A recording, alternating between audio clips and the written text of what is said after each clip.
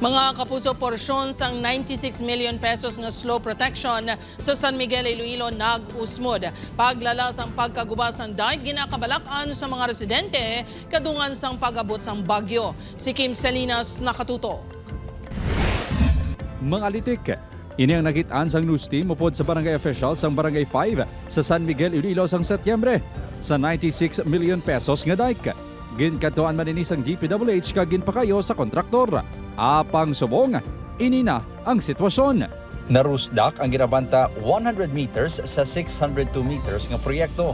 Sunod sa punong barangay, kahapon sang aga sang ginreport sa iya sang residente nga amat-amat nagausbod ang dike nga 2023 lang natapos. Ay nag-inform sila ang nagapamunit nga naga-amat-amat nagalinagapok na bla or naga-create na sang gahod para nga mag ano na matipag kapon kang kapon tihapon pagadto namon babaw-babaw pati subong nagumlad na ginsa.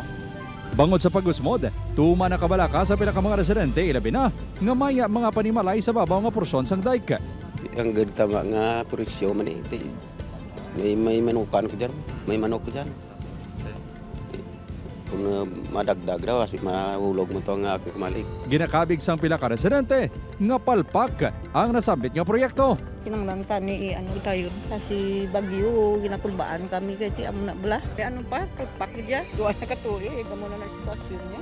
Ginreport na sa barangay ang sitwasyon sang dike sa Municipal Engineer's Office. Dapat ikordono naton nga ang tao, inform naton ang tao nga hindi na da magagi kay tamagid ka delikado. Magkadto ko to sa MD and then sa aton nga municipal engineer kay ginapabot lang naton ang aton nga report sa aton nga secretary. Nagpaiway nga magpa-interview ang DPWH Iloilo 4th District Engineering Office sang ginpakigangutan sa news team.